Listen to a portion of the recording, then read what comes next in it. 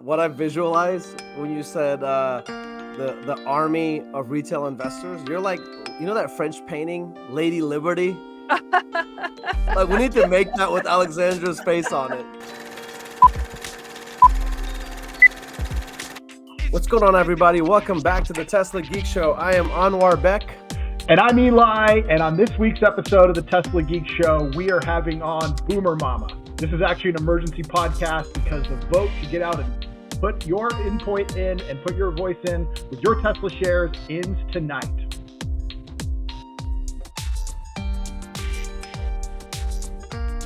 All right, we're back. Anwar Beck, I know you've got some exciting announcements to make with the shareholder meeting coming up this week. Tell everybody what's going on. What's going on with the events out there? So the audience has demanded this, or the Twitter sphere has demanded that we do some sort of event. So we're actually having, because of the annual shareholder meeting on Thursday, Wednesday we're having a pre-party that's going to be at Clive Bar. If you guys have been to our events, we've done things here before on Rainy Street. So come out and mingle with everybody that's coming into town on Wednesday. And then hopefully, everything goes well at the shareholders meeting. We're going to have an after party that's going to be at the Luster Pearl East. That's where we did our big Cybertruck delivery event. So, amazing venue. And should be a lot of fun. So hopefully we'll see you guys out there. Dude, the Luster Pearl venues are fantastic, and especially East, where we did the Cybertruck after party. That was so much fun. The venue couldn't have been better. Quick little bit of news on my end before we bring Boomer Mama to the stage.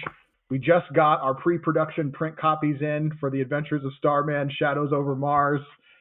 These things came out absolutely incredible. So what we do is we get like 10 copies printed as samples to make sure everything's good before we go to the full 5,000 copy print run. In fact, I'm going to give one of these away to the Tesla Geek Show audience this in the coming week. So anyways, without further ado, let's bring our guest to the stage, Alexandra Merz, a.k.a. the Boomer Mama.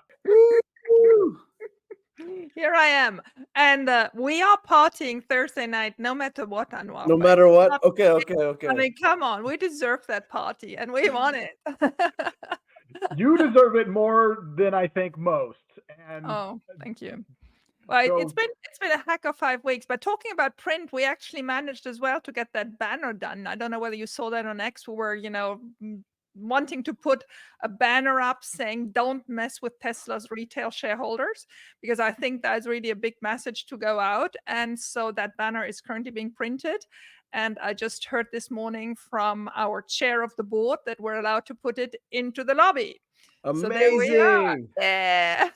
That's great news. Yeah, all of the astronauts on Mars with don't mess with Tesla retail. With our army on Mars. Exactly. That's us. So now that we're at the final moments of this, but take this back to the beginning as the shareholder vote started coming out and you started finding out a lot about how difficult it was going to be. Some institutions not even allowing people to vote. Share with everyone the arc and journey you've been on, because we've been following it on Twitter. It's been crazy. And I mean, I it's not as if you just wake up one morning and you tell yourself, okay, I'm going to try to do that. It just poured on me. So the first thing I think what people have to understand is last year we had the shareholder meeting on the 16th of May. And you need to inform your shareholders about 6 weeks before. So I was waiting in March to hear something from Tesla and nothing came out. And I was posting what's this? Why don't we have anything from the shareholder meeting? And it only came out on the 29th of April, and for good reason, because there were points in there that they had to make sure with their lawyers and the special committee that they formed. And it just became, this 566-page document. I mean, I don't know how many people read this in the end. I did, obviously. But it was all a reaction to this absolutely horrific Delaware judgment that is still pending, but we know obviously the outcome. We're still the only item still missing is the attorney fees for the plaintiff's attorneys.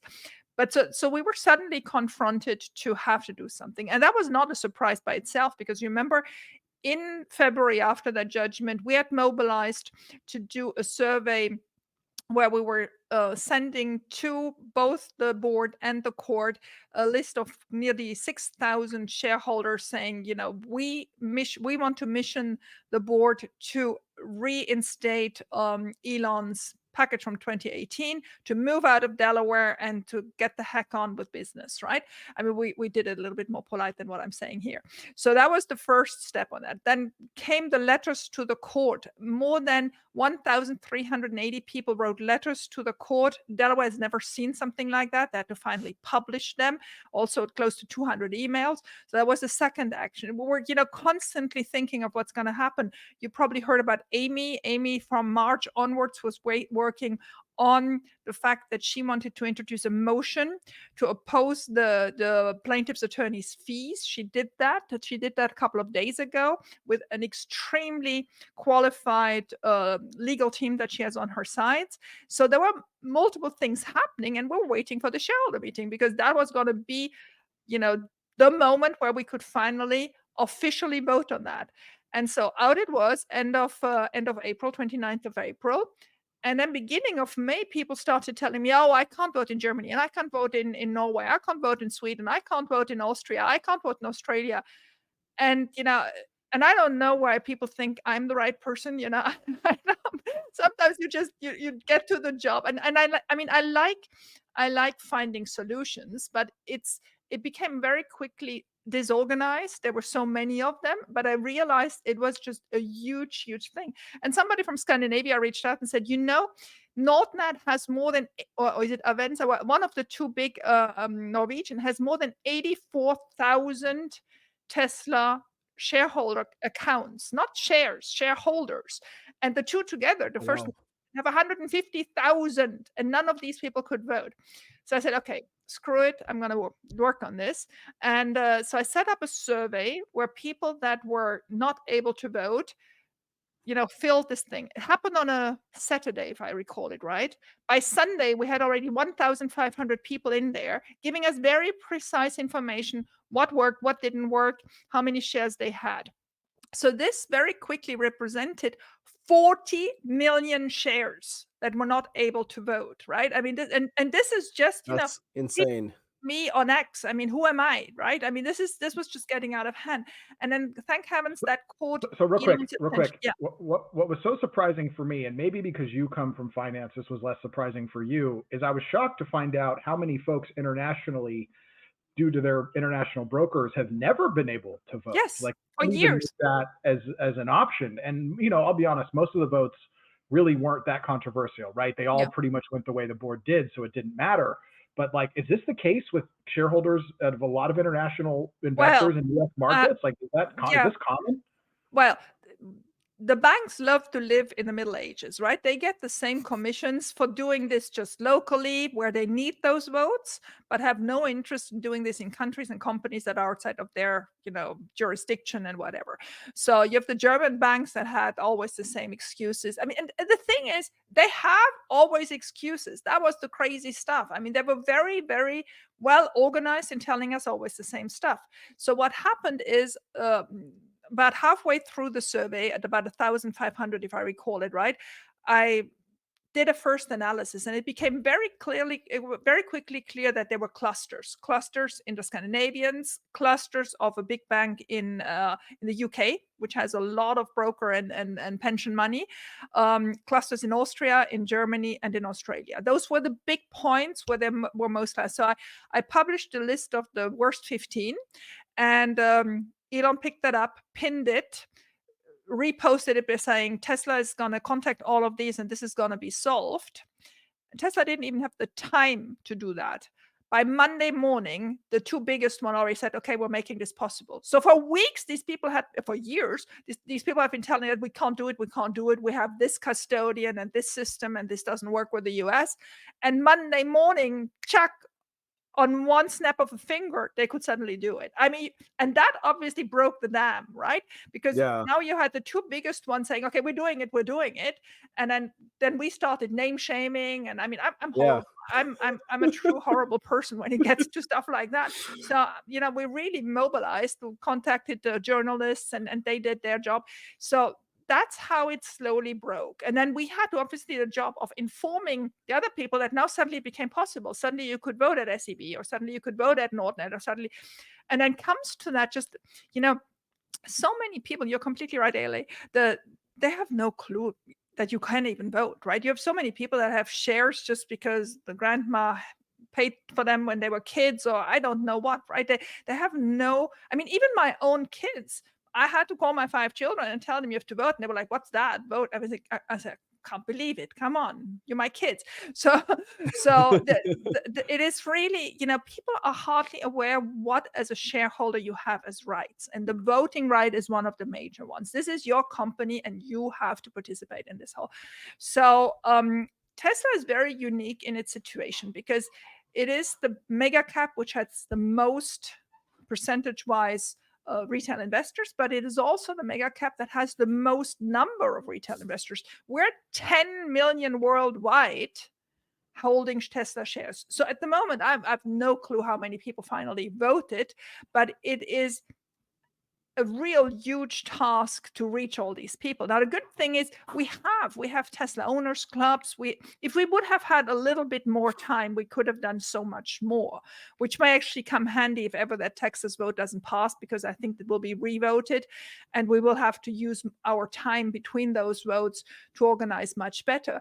But the retail army that Tesla has is such a valuable item, because 90% of those people, obviously Elon said 90% of people that voted for. So Yep. you never have this coherence, you never have this enthusiasm. Retail investors, they love Tesla, they love Tesla's board, they love Elon, they love the whole mission. They're there for it. They're going to hold it no matter the stock price, whatever. You have Yep. the 10% that have their gastric issues, but all the other people, they're standing there. And you don't have that with institutionals. Institutionals are there to make a buck, and they have to perform compared to other competitors and benchmarks and whatnot, right? But with the retail, we have a real asset, but to make this asset worth as much as it is, there is still a lot of job to be done, and we've just started. What I visualize when you said the army of retail investors, you're like, that French painting, Lady Liberty? Like, we need to make that with Alexandra's face on it. Tesla boomer mom. I mean, the way you organize the information, but also getting everybody. I mean, we've seen online on X, everybody's talking about how you're the tip of the spear leading. It's amazing. Like Tesla, our community is amazing. Number one, It is. we can Exactly. organize in this way, but the fact that you gotta, you put all the information No, out. but A lot I of mean, us, I don't. a lot of us are clueless to some of this I information. get that. And I have the career that enables me to know what I'm talking about. Fair enough. But it's not me. On a snap of the fingers, these retail investors do what I tell them to do. I mean, first of all, thank you for your trust and loyalty. I really have to say that to these people, because I mean, I could also just make a mistake and they would still, do it. They've written letters, they have done surveys, they have voted, they have signed petitions. This is the greatest crowd out there. These are intelligent people that know when it counts, and they're not putting it into question. They're going there and doing the job. So this is, I've never seen anything comparable. And so fair enough, I've done it, but it's not about me, it's about them. So let's talk more about the retail investors, because regardless of the outcome of this vote, I would say that this is a story about that brings more power to retail investors, at least in the West. That these floodgates that you've now opened for people to be able to vote on Tesla, I presume it's going to apply for them to vote on any of their other American invested companies. And again, regardless of how this turns out, which hopefully it goes well, I think for Tesla shareholders and for Elon combined. But this is a really big moment in investment, in the investment world for retail investors, that I don't think is going to ever get its proper coverage. And that's part of why we wanted to have you on here to talk about this, is like giving retail investor rights is everything. Like Wall Street has always had a leg up on retail, whether it be their connections or insider trading, their market manipulation, which we all know they do, sometimes even in broad daylight. Anything that can be done to level the playing field for retail investors is an admirable thing to do, and I commend you on that. Thank you. Thank you. And we're not done yet. We're by far not done yet. I mean, I had to concentrate the last 5-6 weeks on this vote, because that's the most urgent thing. And if we can pass this is, the done thing. If we can't pass it, it will be revoted, and we'll have to do things in between. But no matter the outcome, actually, I do believe we should change how retail sees their investments. You have to know when you invest in a fund, yes, the fund manager can now vote, but it's your money. All these Vanguards and BlackRocks and what call them, they have our money. They don't have their own money. So retail has to become much more aware of their power and what they're sitting on. They're sitting on so much and they've given up so much.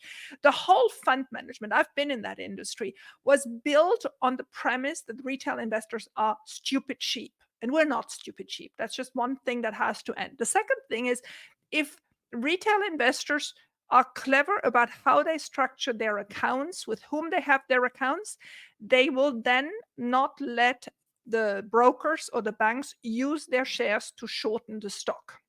So that is something we have to make in place. If we want to make sure that Tesla stock becomes much more difficult to shorten, we actually have the means for it, but we have to be clever about it. We have to get organized about it.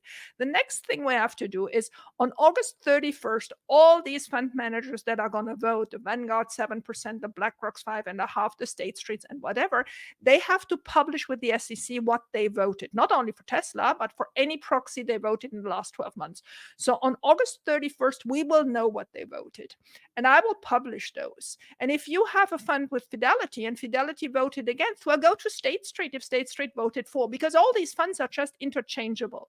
And then the other thing is that actually State Street allows you for 80% of their equity funds to ask to have your voting rights, right? So I will inform retail investors more and more, because enough of this preponderance. State Street has always voted against Tesla. Tesla's board, Tesla's compensation plan of 2018, always. But now State Street, actually, funny thing, because of the ESG movement, has put in place that you can vote your State Street funds. Well, we're going to take them up on it. At least one thing's going to come out of that ESG that's going to be good for us. And anybody that has funds with ESG will learn how they will vote and not give their voting power away to State Street. So there are many, many, many things where we do it. The internationals have learned that in Germany there are 3-4 banks that make voting possible. Austria is very specific because they have actually put a tax system in place where through the tax system, they don't allow you to vote. I mean, it's crazy stuff. So anyway, so Austria is going to be difficult to solve. But in Australia, in Germany, in Norway, in the Scandinavian countries, if you're still with Nordea, wake up tomorrow morning and change. I mean, this is just not possible that you stay with Nordea. Nordea has brought out a statement that is with the SEC that they advise to vote against Elon. They are the only Nordic bank that still does not allow voting. And so if you're still with Nordea, leave, please. It's just impossible to stay with these people. And in England, there's still 2-3 large institutions that are making it very difficult.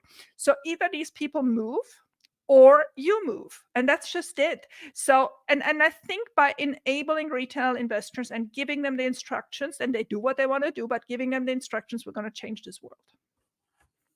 You're absolutely right. And no, like what you said is so reflective of the world we live in. We are largely in the West in a capitalist economy. We vote with our dollars. If we don't like what somebody is doing, it is up to us to take our dollars elsewhere. Yeah. If we do not move our money, then we didn't really move our voice, because exactly. Like where your money, where your mouth is, could not be more true in a capitalist economy. Yeah, now, I always say vote with your feet. Vote with your feet if you can't vote with your voice. Or vote with your capital. Exactly. On the future you want. It's our money. It's our hard-earned money. It's not their money. They're playing with it. They're gambling with it. They're trying to put pressure on Tesla, and we will not let it happen anymore. I guess for if there are people watching this that still have not voted, what message do you have for them? Why is this such a critical moment? It is. So for everybody, I have a message for the last 24 hours. I want everybody to go back and check your votes. Okay. Most of the US and Canadians and even some of the overseas can do so on proxyvote.com. You go on Proxyvote, you set up an account. That should automatically auto-feed within a couple of short hours all your votes, and you can check. I did that yesterday for mine, and surprise, surprise, one of my Webull accounts I didn't vote. I was convinced I'd voted, so I voted again yesterday. So just make sure go back on proxy vote, set up an account this time, and make sure you have them. If you don't go with a proxy vote because your broker doesn't, go back on your broker's website or bank's website. Usually it's better to do that on your laptop or desktop. Go into the proxy vote, put in the search function proxy vote. You should find your proxy vote, check that everything is still in place. Make sure that you vote for every single account. You can vote, you have to vote for each and every account. It's not because you voted once that you voted for all your 3 accounts. It's not because you voted with one broker that you have already voted for the other broker. For each account, you have to vote. So make sure between now and tomorrow evening, Wednesday evening, that you have control, that you've voted with every account. First 5 questions for, last questions, 7 questions against, and you're good. And I'll add, if you do vote and you go post a screenshot of your votes, make sure not to show your control number. Yes. Because if somebody has your control number, they can vote or change your vote on your behalf, and that may not be something you want. That's true. I mean, I actually would like Leo's control numbers, but other than that, yeah, I agree. Just joking. Just joking. Joke. Oh my God. That was hilarious. Okay, look, I'll let you go because I got to run. But thanks for having me. I really appreciate you gave me the opportunity to lay this out again. Again, everybody, this is not about me. This is about you, your company. You're investing in them. We're all co-owning it. We love this company. We love its mission. We want Elon to stay motivated. Please do it. Well, guys, thank you so much for watching, and we look forward to having you back for more of the Tesla Geek Show.